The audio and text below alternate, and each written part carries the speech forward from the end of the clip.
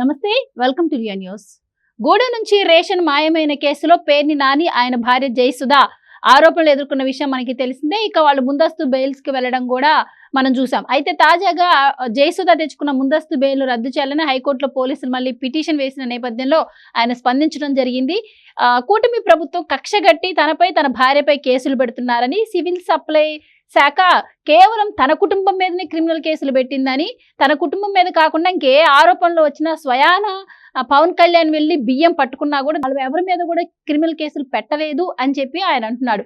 నిజంగానే కూటమి ప్రభుత్వం ఆయన మీద కక్షగట్టి క్రిమినల్ కేసులు పెట్టిందా? ఆయన ఏ తప్పు చేయలేదా? అలాగే మరి ఆయన జీవితాంతం కూడా వైసీపీ పార్టీలోనే ఉంటా అంటున్నాడు. జగన్మోహన్ రెడ్డి వెన్నంటే ఉంటానని కూడా చెప్పడం అయితే జరిగింది. మరి ఇదే పేర్ని నాని గతంలో చేసిన వ్యాఖ్యలను ఎలా చూడొచ్చు, అసలు గతంలో ఆయన ఏం మాట్లాడారు, ఇలాంటి విషయాలు తెలుసుకుందాం. మనతో పాటు ఉన్నారు సీనియర్ జర్నలిస్ట్ దుర్గా కుమార్ గారు. నమస్కారం సార్. నమస్కారం మా గోవర్ధని, మన వీక్షకులకు కూడా నమస్కారం.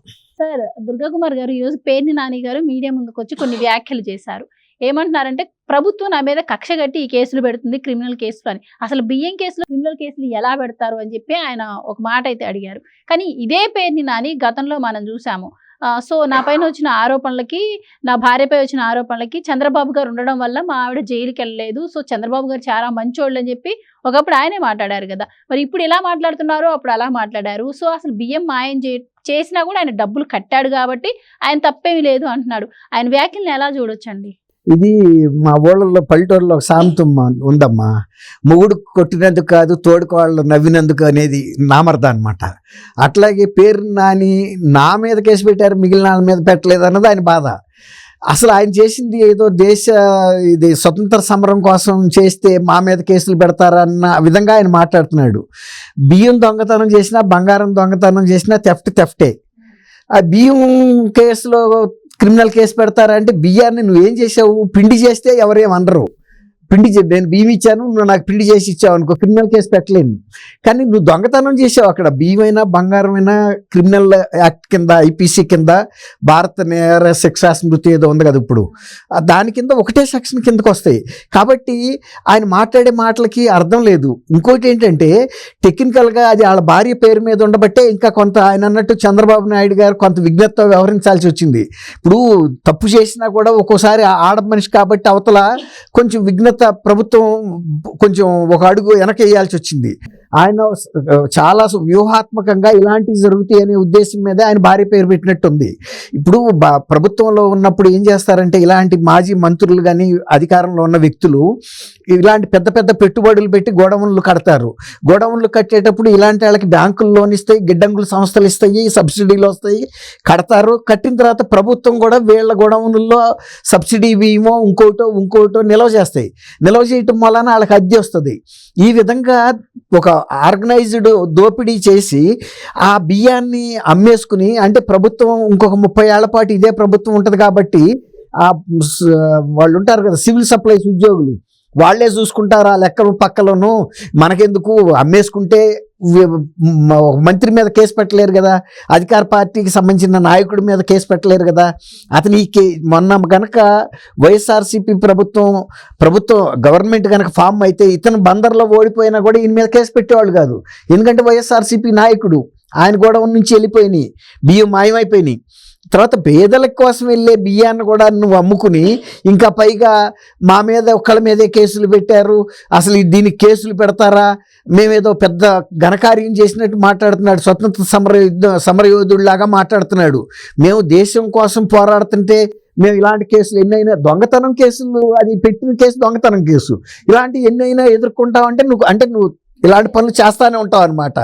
ఏదో దేశం కోసం కనుక ప్రాణమైనా ఇస్తాను, నా ఆఖరి రక్త బొట్టైనా చిందిస్తానన్న వ్యక్తులు చూశాం. కానీ ఇలాంటి దొంగతనాలు కూడా నేను కంటిన్యూ చేస్తాను, ఎన్ని కేసులు పెట్టినా నేను ఎదుర్కొంటానంటే ఇక నువ్వు దోపిడీకి అలవాటు పడ్డావు, ఈజీ మనీ. కాబట్టి నీ గోడౌన్లో ఇంకా రేపు ఎవడన్నా పెట్టినా, ప్రైవేట్ ఆడి పెట్టినా ఆడిది దోసుకుంటావు. ప్రభుత్వం వాళ్ళ ఎవరన్నా కేంద్ర ప్రభుత్వం తెలియక ఈ గోడౌన్లో పెడితే నువ్వు పెట్టింది ఇలాంటి ఏదో ఒకటి గవర్నమెంట్లు పెడతాయి సొమ్ము. బియ్యం పెట్టవచ్చు, ధాన్యం పెట్టవచ్చు, ఎరువులు పెట్టవచ్చు, ఇంకా విత్తనాలు పెట్టవచ్చు, రకరకాల ఈ గోదాముల్లో దాస్తారు. ప్రభుత్వ పరంగా ఉండే వాళ్ళ కోశాగారంలో దాయలేరు కదా ఇంత వేల టన్నులు.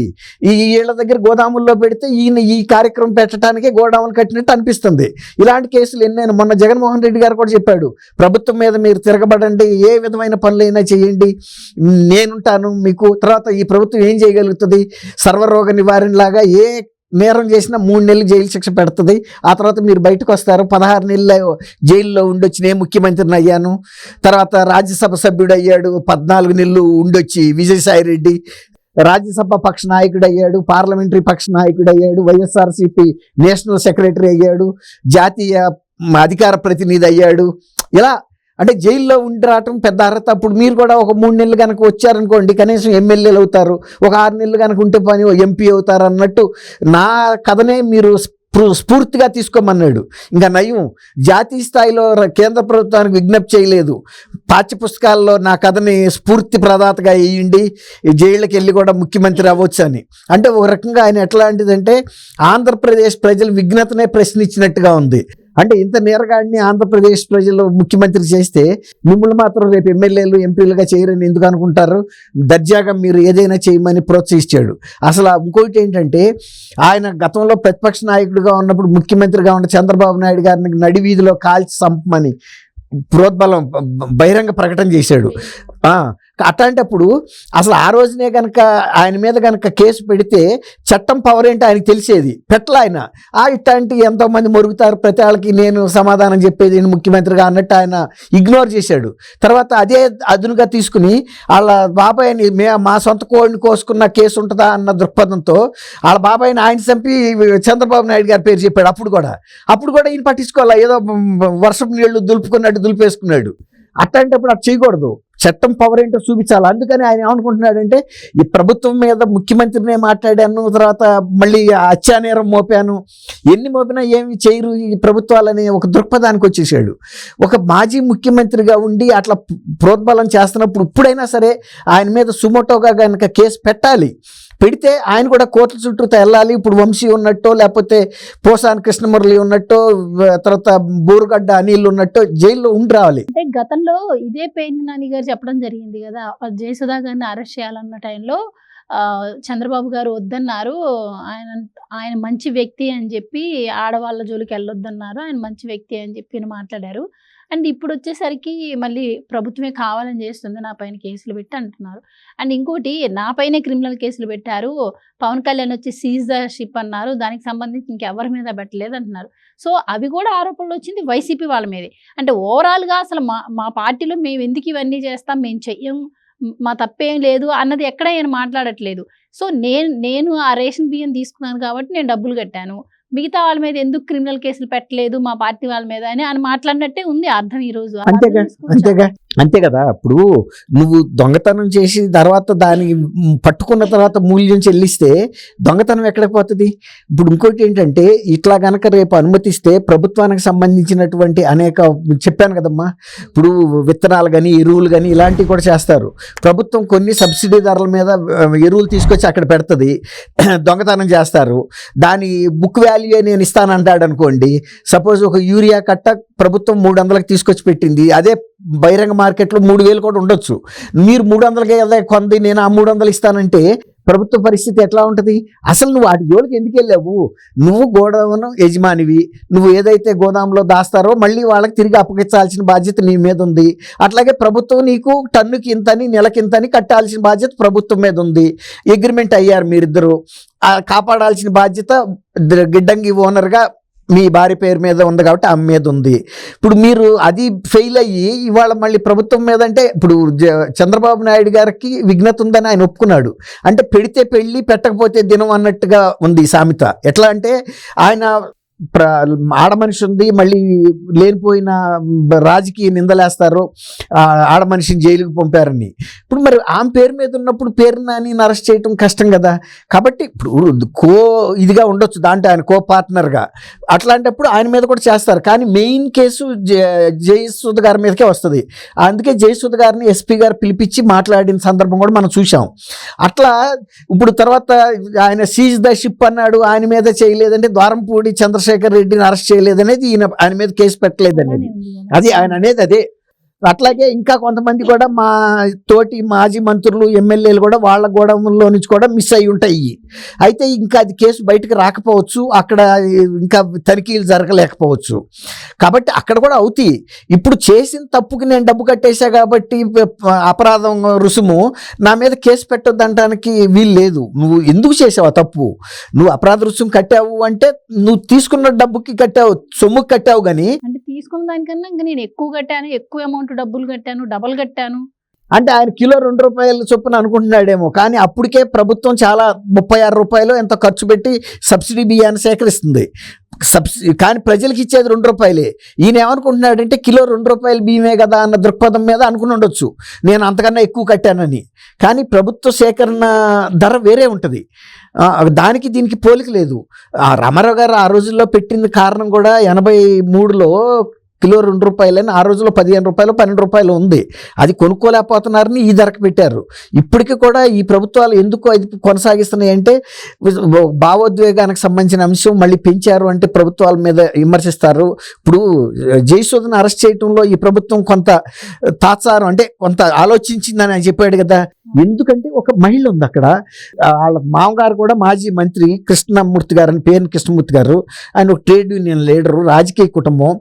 రేపు మళ్ళీ రాజకీయ విమర్శలు వస్తాయి మన మీద, ఇదే కక్షతో చేశారని. కక్షతో చేయటం ఉండదు. ఇప్పుడు సీజ్ ద షిప్ అన్నప్పుడు ఆ షిప్ మర్నాడు బయలుదేరి వెళ్ళిపోలేదు కదా. ఎన్ని రోజులు అక్కడ ఉంది అంటే అంతకాలం దాని మీద విచారణ అయితే జరిగింది కదా. విచారణ ఎందుకు జరిగింది? అందులో ఎక్కించిన బియ్యంలో సబ్సిడీ బియ్యం ఎంత ఉన్నాయి, మామూలుగా ఎక్స్పోర్ట్ చేస్తున్న బియ్యం రెండు మిక్స్ అయి ఉన్నాయి. కాబట్టి ఏది ఎంత పాలు నీళ్ళని వేరు చేయటం ఎంత కష్టమో అక్కడ పరిస్థితి కూడా అట్లాగే ఉంది. అక్కడ ఏ బియ్యం సబ్సిడీ, ఏ బియ్యం జనరల్ మామూలు మార్కెట్ నుంచి తీసుకున్నారు. అక్కడికి వాళ్ళు వాళ్ళ ఇదంతా ఉపయోగించి అధికార డేటాని ఇందులో సివిల్ సప్లైస్కి ఇచ్చిన బియ్యం దాన్ని ల్యాబులకు పంపించి తేల్చారు. తేల్చిన తర్వాత అది ప్రాసెస్ అవుతుంది, ఎవరిని వదిలిపెట్టరు. ఇప్పుడు చంద్రశేఖర్ రెడ్డి ఏమన్నా చంద్రబాబు నాయుడు గారు చుట్టమా, లేకపోతే ఈయన ఏమన్నా శత్రువా? ఇద్దరు ఆయన చెప్పినట్టు ఆడపార్టీ వాళ్ళే కదా మొత్తం జరిగిందంతా ఈ వ్యవహారం. ఇప్పుడు ఆయనకేంటంటే నన్ను వ్యక్తిగతంగా టార్గెట్ చేశారు అనుకుంటున్నాడు. వ్యక్తిగతంగా టార్గెట్ చేయడానికి నువ్వు ఇతరుల మీద తిట్టిన బూతుల గురించి అయితే ఇంకా కేసు బుక్ అవ్వలేదు కదా. ఇది గోదాంలో మిస్ అయిన ఒక 1600 టన్నులో ఎంతో ఆయనే చెప్పాడు, ఆయనే లేఖ రాశాడు కలెక్టర్కి. మా గోదాంలో నుంచి మాయమైనవి మాకు తెలియట్లేదు, వెంటనే కట్టేస్తామని కూడా చెప్పాడు. 2 వాయిదాల్లో కట్టేశాడు కూడా. ఎందుకంటే ఆయన ఈ క్రిమినల్ కేసు తీవ్రత ఆయనకు తెలుసు. కనీసం ఆ విధంగా ఆయన తప్పించుకుందాం అనుకున్నాడు. ఇప్పుడు మన మీద బట్ట కాలి పడింది అనుకోండి ప్రమాదం, కొంత తీయగలుగుతాం, కొంత తీయలేకపోవచ్చు. అప్పటికే పూర్తిగా అంటుకుంది. అది నేరం ఏంటంటే నువ్వు అపరాధ రుసుము అంటే పెనాల్టీ కట్టడం క్వశ్చన్ కాదు. అక్కడ నువ్వు ఎట్టాగో కట్టాలి. నువ్వు కట్టకపోతే గోదాముని వేలం పాటేసైనా ప్రభుత్వం ఆ డబ్బు తీసేసుకుంటుంది, తప్పకుండా తీసుకుంటుంది. తర్వాత మిగిలిన బ్యాంకర్స్ వాళ్ళు వచ్చి ఏదైనా మిగిలితే వాళ్ళు తీసుకుంటారు. కాబట్టి నువ్వేదో పెద్ద ఫేవర్ చేసింది ఏముంది? గవర్నమెంట్కి ఏమన్నా పెద్ద సహాయం చేసావు? నువ్వు అపరాధ రుసుము కట్టి నువ్వు చేసిన దొంగ సొత్తుకి విలువ కట్టి ప్రభుత్వం ఎంత అయితే కట్టమందో కట్టావు. కట్టకపోతే అరెస్ట్ అవుతుంది, గోదాము సీజ్ కూడా అవుతుంది. క్రిమినల్గానేమో అరెస్ట్ చేస్తారు, రెవెన్యూ రికవరీ కింద గోదాముల్లో యాక్షన్ పెడతారు. ఎక్కడైతే దొంగతనం జరిగిందో అక్కడే నువ్వు కట్టకపోతే కడతావు. నువ్వు నీకు ఆ తెలివి ఉంది. గోదాము అంత పెద్ద కోట్లు పెట్టి గోదాముని ఆక్షన్ పెట్టించుకోవు కదా. కొన్ని లక్షల దొంగతనం గురించి ఎవరో పెట్టించుకోరు, నేనైనా పెట్టించుకోను. ఇప్పుడు గోడితే పోయేదాన్ని గొడ్డలు రాక ఎవడు తెచ్చుకుంటాడు? ఇప్పుడు అట్లా పేరు నాని బాధ ఏంటంటే నన్ను ఒక్కడనే అరెస్ట్ చేశారు దొంగనని, మా దాంట్లో ఇంతమంది దొంగలు ఉంటే వాళ్ళు ఎవరు కనపడలేదా అని. కానీ ముందు వెనక జరుగుతాయి, అందరినీ చేస్తారు. ఆయన బాధపడక్కర్లేదు. కొద్దిగా మనస్థిమితం చేసుకుంటే వాళ్ళు జైలుకి వెళ్తారు, కేసు బుక్ అవుద్ది. ఆయన టీవీల్లో అట్లా చూస్తాడు, ఎక్కడికి పోరు. ముందు వెనక అంతేనమ్మా. థ్యాంక్ యూ అమ్మ గోవర్ధని, మన వీక్షకులు. Please subscribe to Leo news for more videos.